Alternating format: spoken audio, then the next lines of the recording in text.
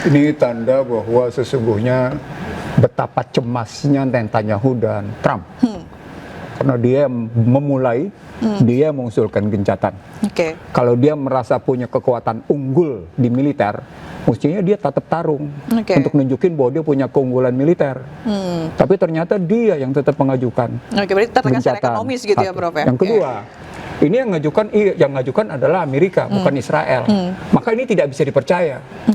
Dalam sejarahnya Zionis, sejarah peradaban manusia, Zionis tidak pernah bisa dipercaya sekalipun.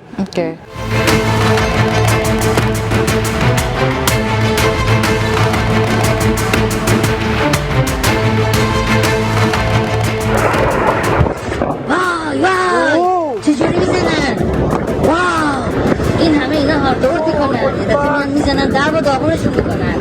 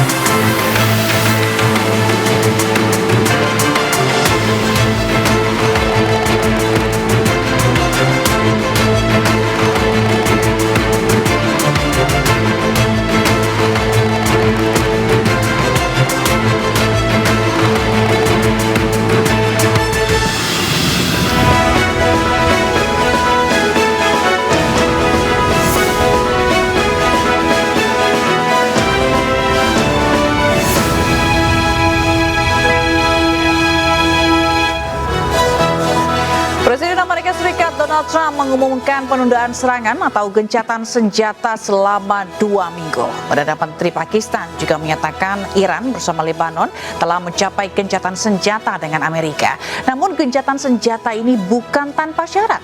10 poin proposal gencatan senjata dari Iran pun diberikan ke Amerika Serikat. Lantas, akankah kedua belah pihak mentaati gencatan senjata ini? Dan akankah gencatan senjata ini mengakhiri ancaman krisis dunia? Bersama saya Fazilah Khairunisa, inilah The Prime Show selengkapnya.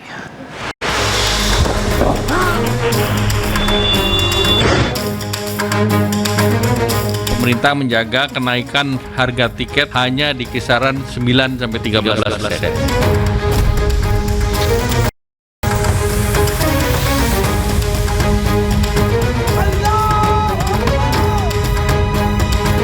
Jadi ingin menegaskan lagi bahwa harga BBM bersubsidi tidak akan naik sampai akhir tahun dan anggaran saya cukup.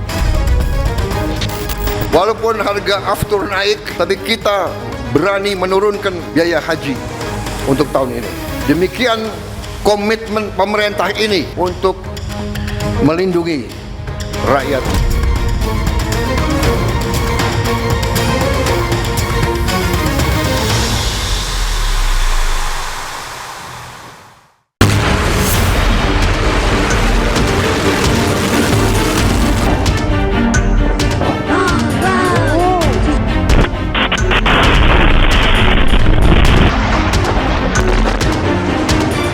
Perang Amerika-Israel dengan Iran yang berlangsung selama 6 pekan mencapai kesepakatan gencatan senjata. Gencatan senjata disepakati selama 2 pekan. Dalam pernyataan yang diunggah di media sosialnya, Trump menyatakan menunda serangan dengan syarat Iran harus membuka Selat Hormuz. Trump menyatakan gencatan senjata bersifat 2 arah, namun Trump tidak secara spesifik menyebut Israel yang turut serang Iran dan Lebanon. Trump juga menyatakan kesepakatan damai jangka panjang dengan Amerika Serikat kian dekat dengan Amerika terima 10 poin proposal gencatan senjata dari Iran.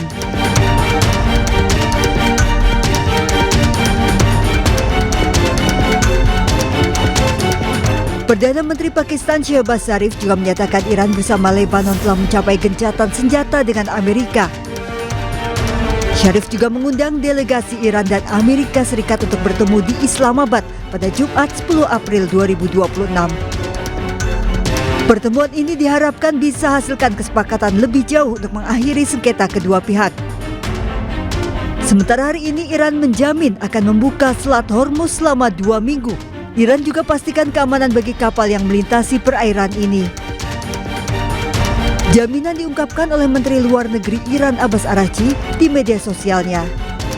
Araghchi juga menyebut pembicaraan terkait perdamaian akan dimulai Jumat 10 April nanti di Islamabad, Pakistan.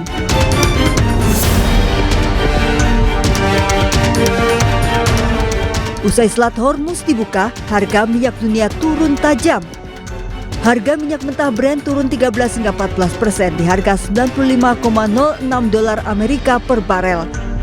Sementara minyak mentah West Texas Intermediate yang berasal dari Amerika Serikat turun 18% di harga $92,61 Amerika per barel. Warga Iran turun ke jalan dan bersorak merayakan gencatan senjata selama 2 pekan yang diumumkan Presiden Amerika Donald Trump. Tidak hanya warga Iran, warga Irak di Baghdad juga ikut merayakan gencatan senjata.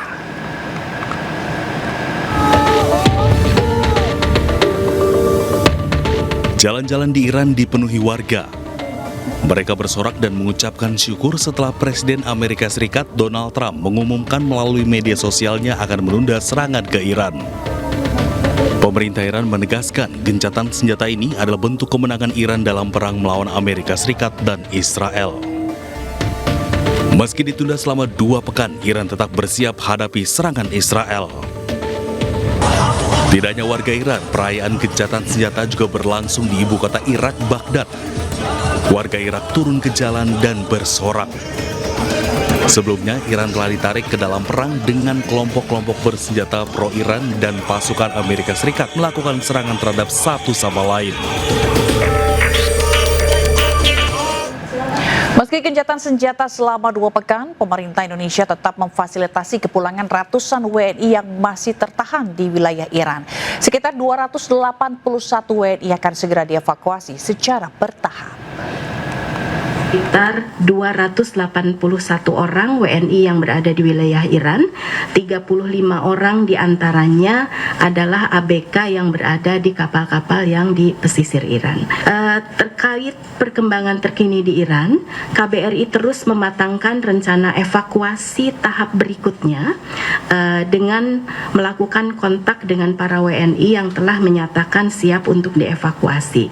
Dan tentunya terkait rencana evakuasi ini terus disesuaikan dengan kondisi terkini dan situasi di lapangan, mengingat perlu dipastikan bahwa pergerakan para WNI tersebut juga dilakukan melalui rute-rute yang aman, baik pada saat menuju titik kumpul maupun pergerakan menuju titik destinasi evakuasi di negara lain.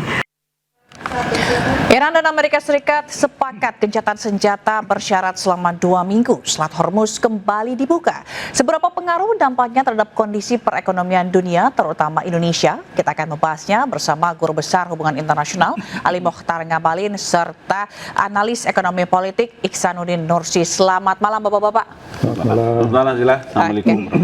Waalaikumsalam warahmatullahi wabarakatuh. Kita ke Bang Ali. Bang Ali, gencatan senjata baru saja diumumkan. Begitu, apakah ini hanya jeda atau menuju ke perdamaian nanti? Iya, 2 minggu lalu saya telah menyampaikan catatan penting itu dalam catatan kaki Wall Street Journal bahwa mau gencatan senjata ataupun tidak selama perundingan itu, menurut saya ketika Amerika menghendaki untuk pertemuan atau berunding antara Amerika Serikat dengan Iran, maka menurut saya itu harus dilakukan even perang tetap berlangsung. Nah, kita bersyukur kepada Allah Subhanahu wa taala bahwa 14 hari perundingan ini akan berlangsung dan terjadi gencatan senjata. Itu artinya bahwa dua hal yang penting itu adalah kepada dunia. Pesan ini disampaikan oleh Amerika Serikat bahwa kita telah bertarung. Orang boleh bilang bahwa ini adalah perang asimetris, tetapi terbukti Amerika yang mengajukan permohonan untuk harus berunding. Itu pesan pertama. Yang kedua, kalau hari ini semua orang juga mengatakan bahwa ini sebagai tanda atas kemenangan Iran, tunggu dulu. Karena semua orang tahu bahwa semua statement-statement yang disampaikan Zila oleh Donald Trump itu kan terjadi selalu berubah-berubah. Tetapi saya juga ingin mengatakan bahwa Teheran dan Iran tetap harus menerima ini sebagai satu itikat baik untuk tidak boleh lagi terjadi pembantaian. Karena Teheran, Iran itu juga membunuh, kemudian Israel juga membunuh. Sasarannya tidak lagi kepada prasarana militer, bukan saja militer yang meninggal, tetapi yang mati itu adalah manusia-manusia, pelajar, ibu-ibu, orang tua, lansia dan macam-macam. Makanya kalau ini terjadi gencatan senjata 14 hari, semua orang menyampaikan tahniah seluruh dunia. Terima kasih Tuhan, terima kasih Tuhan. Rudal dan senjata tidak lagi bunyi dan tidak ada lagi yang mati dan rontok. Gitu. Itu kalau dari sisi militernya, kalau misalnya dari ekonomi ini juga akan pasti. Saya kira sebentar Profesor Norsi akan bisa menjelaskan. Tetapi saya ingin katakan bahwa 14 hari saja gencatan senjata ini dilakukan. Saya dengar selain daripada 10 poin itu juga beberapa jalur di Hormuz juga itu akan dibuka dan itu akan memberikan manfaat besar bagi kepentingan ekonomi dunia. Gitu. Oke. Prof. Iksan, kalau kita lihat mungkin perang militernya sementara di stop. Ekonominya, dampak dari ekonominya akan seperti apa dengan gencatan senjata ini? Ini tanda bahwa sesungguhnya betapa cemasnya Netanyahu dan Trump. Karena dia memulai, dia mengusulkan gencatan. Kalau dia merasa punya kekuatan unggul di militer, mestinya dia tetap tarung untuk nunjukin bahwa dia punya keunggulan militer. Tapi ternyata dia yang tetap mengajukan berarti tertekan secara ekonomis gitu ya, Prof. Yang kedua, ini yang ngajukan adalah Amerika, bukan Israel. Maka ini tidak bisa dipercaya. Dalam sejarahnya Zionis, sejarah peradaban manusia, Zionis tidak pernah bisa dipercaya sekalipun. Gencatan senjata yang terjadi misalnya antara Gaza, Hamas dengan Israel misalnya, dilanggar habis-habisan. Bayangkan sekian kali gencatan senjata, ribuan kali dilanggar oleh Israel. Dan kali ini Israel tidak ikut gencatan senjata. Artinya terbuka peluang Israel melakukan serangan di balik gencatan senjata. Artinya ini masih jadi alarm untuk negara-negara lain begitu ya, Prof? Pasti. Padahal dalam konstruksi wilayah, dalam konstruksi geografi dan geostrategi, Iran adalah hambatan besar bagi Israel Raya yang ingin menguasai kawasan Teluk dari Efrat sampai dengan Sungai Nil. Ini bukan cuma sekedar soal bagaimana ini kalau saya baru saja menulis ngelebarin keluar, ini bukan persoalan bagaimana jatuhnya Reza Pahlavi dilanjutkan Khomeini dan Ali Khamenei serta Mustafa. Ini cerita bagaimana cerita tentang berabad cerita, lalu paling tidak dari cerita 1952-1953. Bagaimana Muhammad Mossadegh dijatuhkan setelah terpilih, lalu kemudian dia masukkan yang namanya Reza Pahlavi, dijatuhkan kembali, lalu kemudian muncul perlawanan. Artinya kalau ngelihat dari sini, ada kerisauan amat sangat dari Zionis atas perlawanan Iran. Nah, kerawanan itu, kerisauan itu juga nampak dari posisi bagaimana mereka menawarkan gencatan senjata, dan gencatan senjata datangnya itu dari Amerika, dari Washington, bukan dari Tel Aviv. Itu kata kunci pertama. Kata kunci kedua sekarang, dia bilang gencatan senjata, berdialog di Islamabad, di Pakistan. Maka pertanyaan, salah satu kata kuncinya adalah permintaan Iran, Amerika atau Israel tidak pernah lagi menyerang habis-habisan. Menghentikan agresi. Itu ya. Artinya ini adalah situasi betapa orang menganggap unggul keunggulan militer, tapi dalam fakta hampir seluruh dunia menganggap Iran menang secara militer, tapi Iran juga menang secara moral. Kenapa? Karena sebelum terjadi perang terhadap Iran, memerangi Iran, ada tindakan amoral Amerika terhadap Venezuela. Jadi tindakan amoral ini menjadi bacaan dunia internasional bahwa Amerika tidak bermoral, Israel tidak bermoral. Maka muncul Amerika dan Israel adalah genosida dan penjahat kemanusiaan. Nah, Bang Ali, kira-kira kenapa Dewan Keamanan diam? Kira-kira pertanyaannya seperti itu, kenapa? Kalau sebetulnya kan bukan saja di sini perkaranya ya. Karena kalau dilihat dari soal Dewan Keamanan PBB sampai hari ini sebetulnya Indonesia punya tuntutan paling besar atas gugurnya, syahidnya 3 orang anggota TNI. Kalau kemarin sampai dengan hari ini, per hari ini kan kita tidak mendapatkan jawaban penting. Padahal Indonesia adalah satu di antara negara yang mengirimkan pasukan sangat besar. Saya ingat betul 2006 pada waktu masih di Komisi 1 di Komisi Pertahanan, kami membawa pasukan pengamanan PBB ini sampai di Lebanon Selatan tempat kacau itu. Dan Dewan Keamanan untuk hari ini, tadi kalau Profesor Norsi menyebutkan bahwa kenapa Dewan Keamanan tidak bersuara, memang tidak masuk dalam areal ini lagi. Kalau bicara Dewan Keamanan itu sudah hampir tidak masuk dalam variabel membicarakan tentang masalah Amerika Israel dengan Tehran, karena seharusnya dari tanggal 1 Maret kemarin itu dia tidak boleh diam. Dia tidak boleh diam dan berteriak terus terhadap matinya semua orang di Tehran, matinya semua orang di Haifa, di Tel Aviv, di Gaza dan di mana-mana, karena ini bencana kemanusiaan. Mau menang ataupun kalah dalam urusan perang itu menurut semua ahli menyebutkan bahwa yang perang itu yang gugur adalah manusia, yang mati itu adalah manusia. Tingkat bencana kemanusiaan ini luar biasa, sangat brutal. Itu sebabnya kenapa kepentingan ini kita merasa bahwa hal yang sangat penting dari 14 hari ini adalah bagian yang tidak boleh, menurut saya juga, Bang Norsi, Prof, izin, menurut saya ini momentum penting juga untuk bagi Indonesia sebagai negara yang berada dalam posisi dengan politik luar negeri bebas aktif ini. Menurut saya di sini harus peran ini bergerak.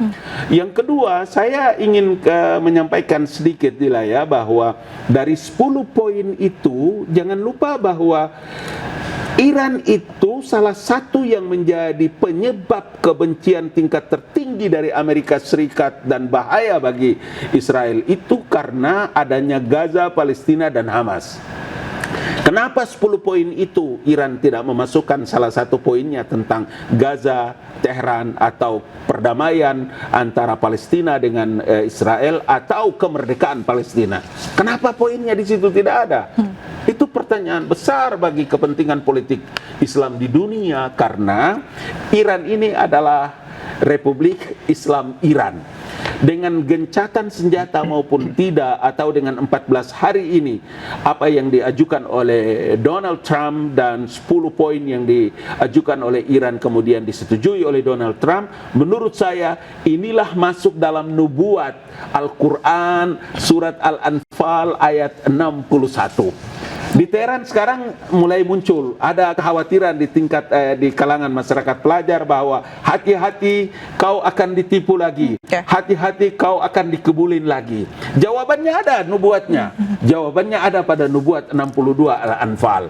Dan jangan lupa saya ingin sampaikan bahwa Teheran dan Iran ini adalah peristiwa-peristiwa catatan sejarah berabad-abad yang telah dipesankan oleh Nabi dan konsep Al-Quran. Karena itu menurut saya hari ini Teheran harus memainkan peran penting setelah pembicaraan antara MBZ, Raja Abdullah, kemudian Oman dan Qatar. Dari 4 sekutunya Amerika Serikat ini, menurut saya ini harus diajak bicara untuk bisa menjawab pertanyaan Bang Norsi tadi bahwa dia akan melakukan serbuan rudal dari Israel. Tapi kalau langkah ini dilakukan, saya ingin katakan bahwa 14 hari ini gencatan senjata itu benar-benar akan terjadi. Gitu. Tapi tadi Bang Li juga menyebutkan bahwa apakah mungkin Bang, kalau misalnya 10 poin ini sebenarnya cuma awal, nah nantinya terkait dengan bawaan tadi Gaza, Palestina dan segalanya itu nanti hasil dari negosiasi lebih lanjut. Tapi jangan dijawab dulu, Bang, kita akan break sejenak. Pemirsa jangan kemana-mana, tetaplah di The Prime Show.